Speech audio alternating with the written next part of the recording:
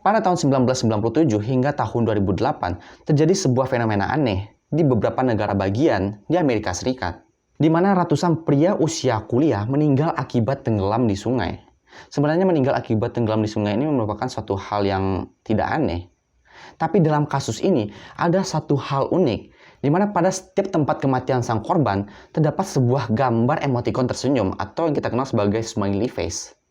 Karena kebanyakan kasus ini terjadi setelah sang korban itu pulang dari bar ataupun setelah pesta alkohol. Sehingga Departemen Kepolisian setempat menetapkan bahwa kasus ini merupakan sebuah kecelakaan, yaitu kecelakaan karena mabuk, di mana para korban ini sebelumnya itu mabuk, lalu ketika mereka melewati sungai, mereka terjatuh dan akhirnya tenggelam di sana.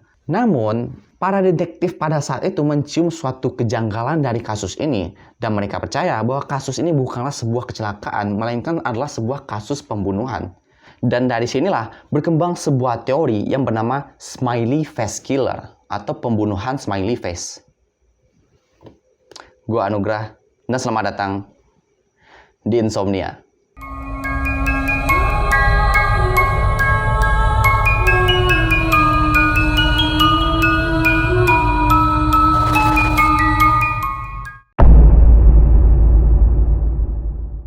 Manhattan pada tahun 1997, di mana kasus ini pertama kali bermula. Seorang detektif bernama Kevin Gannon melihat sebuah kejanggalan dari kasus yang baru saja dia tangani, di mana pada kasus tersebut si korban dinyatakan meninggal akibat tenggelam setelah dia mabuk. Tetapi Kevin melihat bahwa kasus ini bukanlah sebuah kecelakaan karena si korban ini mabuk, melainkan kasus ini adalah sebuah kasus pembunuhan. Karena dia berhasil menemukan beberapa indikasi dan sebuah bukti yang mengarahkan dia bahwa kasus ini adalah sebuah kasus pembunuhan. Karena kurang kuatnya bukti yang diberikan oleh Kevin ini, sehingga pihak kepolisian pada saat itu menyangkal bukti-bukti ini dan mengatakan bahwa kasus ini sebenarnya hanyalah sebuah kecelakaan. Dan kasus pun ditutup. Namun semenjak itu, banyak muncul kematian akibat tenggelam serupa di beberapa bagian di Amerika Serikat. Bahkan kebanyakan kasus ini memiliki motif yang sama, seolah-olah bahwa setiap kasus ini memiliki hubungan satu sama lain. Dan hal ini membuat Kevin Gannon terobsesi untuk mencari tahu penyebab dari semua kasus ini. Hingga akhirnya pada tahun 2001, Kevin pensiun dari kepolisian dan ia mendedikasikan sisa hidupnya untuk mengusut tuntas kasus ini. Setelah melakukan berbagai macam investigasi hingga akhirnya pada tahun 2003, Kevin menyadari bahwa terdapat puluhan kasus baru yang memiliki kesamaan dengan kasus yang ia tangani pada tahun 1997 silam. Dan dia yakin bahwa setiap kasus ini memiliki kaitannya satu sama lain, dan dia juga yakin bahwa kasus ini bukanlah sebuah kecelakaan, melainkan sebuah kasus pembunuhan. Kevin juga mengajak beberapa teman sesama detektif untuk membantunya melakukan investigasi terkait kasus ini.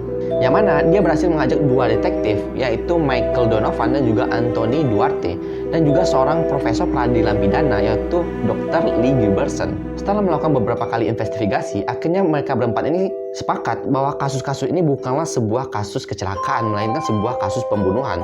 Selain itu, mereka juga percaya bahwa kasus ini tidak hanya dilakukan oleh seorang pembunuh berantai, melainkan dilakukan oleh kelompok pembunuh berantai yang terorganisir, yang akhirnya mereka juluki sebagai smiley face killer. Pemberian nama ini didasari karena pada setiap lokasi pembunuhan itu selalu ditemukan sebuah emotikon tersenyum atau smiley face, di mana keseluruhan kasus ini memiliki motif yang sama, yaitu selalu pria berkulit putih dengan usia anak sekolahan, yaitu sekitar 18 sampai 25 tahun, populer, atletis, dan biasanya para korban ini memiliki prestasi di bidang akademik. Dan sebagian besar korban ini terakhir terlihat meninggalkan bar atau pesta alkohol. The smiley face killers are a group of well-structured, organized individuals that have cells throughout the United States in which they're targeting specific young men, very intelligent, athletic. They drug them, abduct them, hold them for periods of time before they murder them and then dispose of them in bodies of water and leave graffiti behind, most importantly the smiley face, to tell us that these deaths are not accidents but are clearly homicides. Setidaknya ada 45 kematian pemuda yang diduga disebabkan oleh smiley face killer ini. Dan mereka semua tersebar lebih dari 25 kota di 11 negara bagian di Amerika Serikat. Jadi pembunuhan ini tidak hanya dilakukan di satu kota. Bahkan pernah terjadi 2 pembunuhan dalam satu malam. Dan 2 kasus ini terjadi di 2 negara bagian yang berbeda. Sehingga kecurigaan bahwa kasus ini dilakukan oleh sekelompok orang itu jadi semakin tinggi. Walaupun banyak kejanggalan dalam kasus ini, namun karena kurangnya bukti yang kuat yang bisa mendukung bahwa kasus-kasus ini adalah sebuah pembunuhan, sehingga FBI dan Departemen Kepolisian setempat sepakat bahwasanya kasus ini hanyalah sebuah kecelakaan.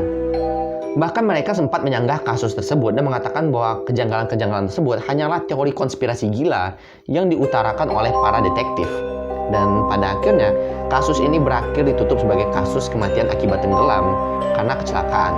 Tetapi tidak peduli berapa kali pun polisi mencoba untuk memadamkan teori ini, rumor tentang smiley face killer ini tidak akan pernah padam karena seiring berjalannya waktu, kasus-kasus baru pun mulai bermunculan. Teori pembunuhan smiley face killer ini dimulai dengan kematian seorang mahasiswa pada Februari 1997 bernama Patrick McNeil, seorang mahasiswa berusia 21 tahun. Patrick terakhir terlihat minum-minum dengan temannya di sebuah bar, dan pada malam itu ia memutuskan untuk pulang sendirian ke rumahnya, dan pada saat dia pulang tersebut dia dalam keadaan mabuk berat. Bahkan teman-teman sempat melihat bahwa si Patrick ini muntah di luar bar tersebut. Dan ketika dia pulang, dia diikuti oleh sebuah mobil yang mana dalam mobil tersebut berisikan seorang pria dan seorang wanita. Tidak ada yang tahu apa motif mobil tersebut mengikuti Patrick. Namun sampai sekarang tidak ada yang tahu siapa yang berada dalam mobil tersebut. Dan semenjak malam itu, Patrick dinyatakan hilang. Keluarga dan teman-teman Patrick ini sudah berusaha untuk mencari tahu di mana keberadaan Patrick. Bahkan mereka sempat menempelkan ribuan selebaran orang hilang, dan hal tersebut dilakukan selama 2 bulan. Namun selama 2 bulan tersebut, hasil yang didapatkan tetap nihil. Tubuh Patrick akhirnya ditemukan 50 hari semenjak dia menghilang, yaitu lebih tepatnya pada 7 April 1997. Tubuh Patrick ditemukan di tepi sungai berjarak 12 mil jauhnya dari titik pertama dia hilang. Dan ketika dilakukan investigasi, pihak kepolisian sama sekali tidak menemukan indikasi bahwa si Patrick ini merupakan sebuah kasus pembunuhan. Dan mereka memastikan bahwa kasus kematian Patrick ini adalah sebuah kecelakaan karena pada malam itu dia mabuk dan ketika dia berjalan di sungai dan akhirnya dia terjatuh ke dalam sungai tersebut dan tenggelam di sana. Dan akhirnya ditemukan di hari ke-50. Tetapi detektif kala itu, yaitu Kevin Gannon, tidak percaya bahwa kasus ini adalah sebuah kasus kecelakaan. Karena ketika dilakukan otopsi terhadap mayat Patrick ini, kadar alkohol darah yang didapatkan berada di bawah ambang batas, sehingga semakin dicurigai bahwa kematian Patrick ini tidak dalam keadaan mabuk. Selain itu, ada beberapa kejanggalan yang ditemukan, yang mana pada saat ditemukan, tubuh Patrick itu dalam keadaan telentang. Yang mana posisi ini sebenarnya merupakan sebuah posisi yang tidak lazim terjadi pada orang yang mati tenggelam. Biasanya orang yang mati tenggelam itu ditemukan tubuhnya dalam keadaan telungkup. Dan juga pada saat itu, tubuh Patrick dalam keadaan yang mulus gitu, dia baik-baik saja. Dan juga nggak mencerminkan bahwasanya mayat tersebut telah mati selama 50 hari. Yang mana seharusnya dalam waktu yang selama itu, tubuh Patrick seharusnya telah mengalami pembusukan. Namun ketika ditemukan, tubuh Patrick itu dalam keadaan yang sangat bagus dan tidak mencerminkan bahwa dia itu sudah mati selama 50 hari. Hal ini membuat para detektif ini curiga bahwasanya Patrick ini tidak mati selama 50 hari sebelumnya, melainkan si Patrick ini diculik pada malam ketika dia menghilang. Lalu beberapa hari setelahnya, dia dibunuh dan akhirnya dibuang ke sungai yang berjarak 12 mil jauhnya dari titik pertama dia menghilang. Walaupun banyak hal ganjil dalam kasus ini, namun pihak kepolisian tetap bersikeras bahwasanya kasus Patrick ini hanyalah sebuah kecelakaan dan bukan merupakan sebuah kasus pembunuhan. Dan satu hal yang membuat para detektif ini semakin curiga, yaitu adalah para polisi menolak untuk melakukan investigasi lebih lanjut. Dan mereka lebih memilih untuk menutup kasus ini sebagai sebuah kecelakaan.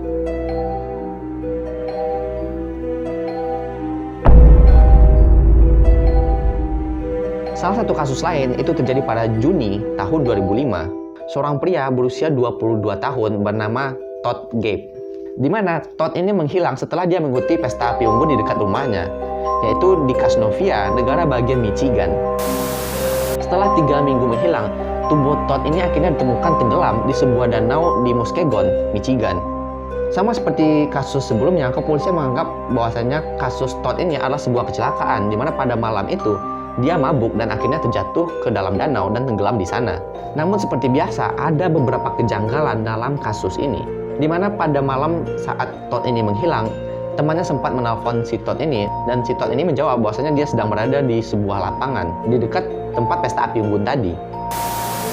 Kejanggalan lain adalah danau tempat tubuh Todd ditemukan tadi pada 3 minggu sebelumnya telah dilakukan investigasi oleh pihak kepolisian di sana dan mereka sama sekali tidak menemukan tubuh Todd di dalam danau tersebut. Hingga akhirnya pada minggu ketiga tubuh Todd tiba-tiba secara ajaib ditemukan di danau tersebut. Dan hal ini merupakan sebuah hal yang cukup menjanggal gitu. Dan selain itu, tubuh Todd juga ditemukan dalam keadaan yang baik, tanpa adanya tanda-tanda pembusukan yang terjadi. Bahkan di tubuh Todd tersebut sama sekali tidak ditemukan serangga, seperti lalat ataupun belatung.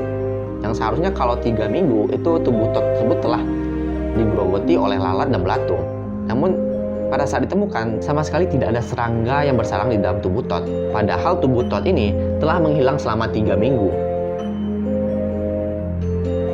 Selain itu, ada satu hal yang paling aneh dari kematian si Todd ini, yang mana tubuh Todd ini ditemukan dalam keadaan tenggelam secara vertikal, yaitu secara berdiri. Yang mana kalau pada kondisi normalnya, orang-orang yang mati tenggelam itu ditemukan dalam keadaan yang telungkup. Namun pada kasus Todd ini, dia ditemukan dalam keadaan tenggelam secara vertikal dengan tangan kanannya yang terlipat di bagian kepala. Sebenarnya hal ini bisa menjadi sebuah indikasi bahwasanya si Todd ini bukanlah mati akibat tenggelam. Namun polisi mengatakan bahwasanya bukti tersebut tidak cukup kuat untuk menyimpulkan bahwasanya kasus Todd ini adalah sebuah kasus pembunuhan. Dan akhirnya kasus ini ditutup sebagai sebuah kasus kecelakaan dan bukan sebuah kasus pembunuhan.